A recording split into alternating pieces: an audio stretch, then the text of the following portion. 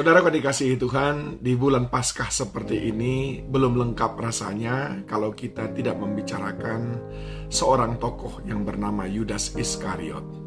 Mengapa demikian saudaraku? Sebab menjelang hari-hari kematian Tuhan Yesus, tokoh ini sedemikian dominan. Namun di dalam Yohanes pasal 12 diceritakan sedikit ke belakang sebelum hari Yesus ditangkap. Dikatakan di sana Yesus diurapi di Betania.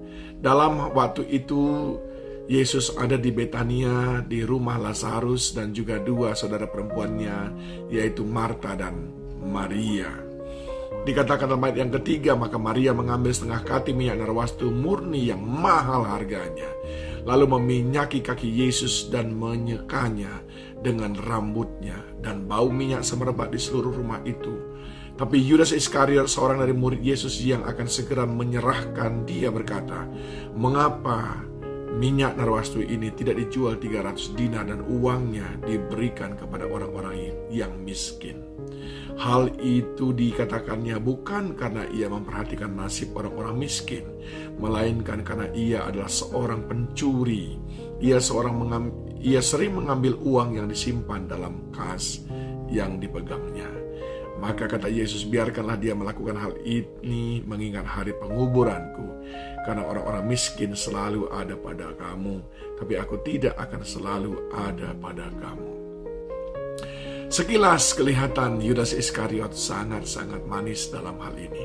Tapi sekarang ketika saudara mendengar nama Yudas Iskariot, apa yang muncul dalam pikiran saudara? Pengkhianat. Ya, itulah yang muncul dalam pikiran kita. Pengkhianat bagi Tuhan Yesus. Sebetulnya pada hari-hari sekarang pun banyak pengkhianat-pengkhianat yang mungkin ada di sekeliling saudara. Tapi saya ingin mengajak saudara, bagaimana asal mula pengkhianatan itu? Apa yang membuat seseorang akhirnya berkhianat? Yang pertama, saudaraku, lihat apa yang telah dicatat di dalam Yohanes 12 ayat yang ketiga. Maka Maria mengambil setengah kati minyak narwastu murni yang mahal harganya.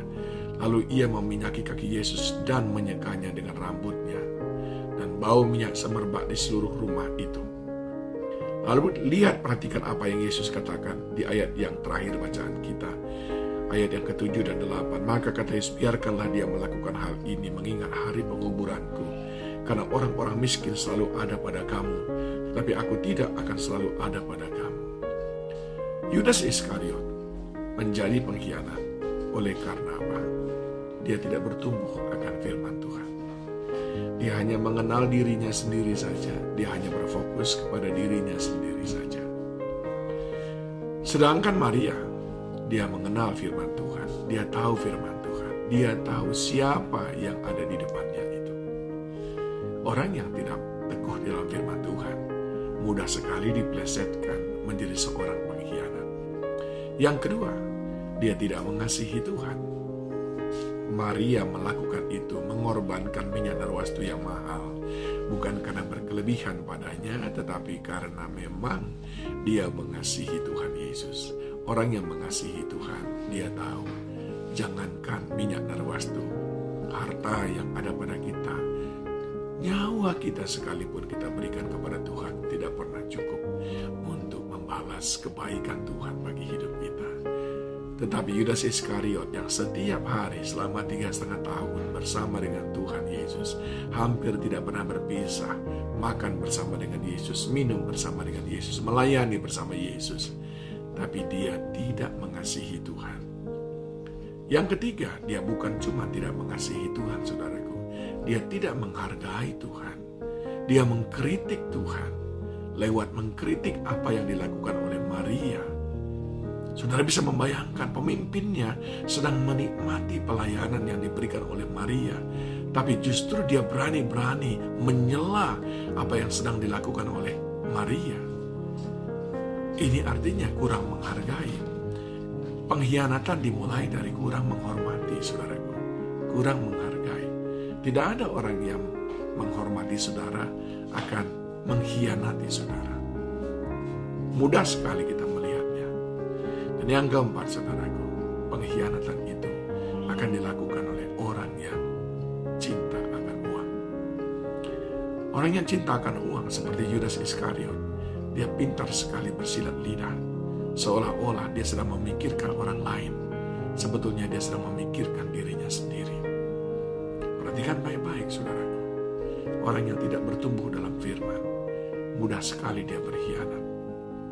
Orang yang tidak mengasihi Tuhan, mudah sekali dia berkhianat. Orang yang tidak menghormati, mudah sekali dia berkhianat. Orang yang dikendalikan oleh Mamon akan mudah berkhianat. Itulah yang ada pada Yudas Iskariot. Tapi Tuhan Yesus menghardik dia dan berkata, orang miskin akan selalu ada padamu. Mengapa? Karena orang yang cinta uang itu adalah orang yang miskin, saudaraku. Dia tidak memiliki rasa puas, rasa cukup. Selalu miskin. Selalu merasa berkekurangan. Mari saudaraku, hindari dan periksa diri kita. Adakah kita bertumbuh dalam firman Tuhan? Adakah kita mengasihi Tuhan Yesus?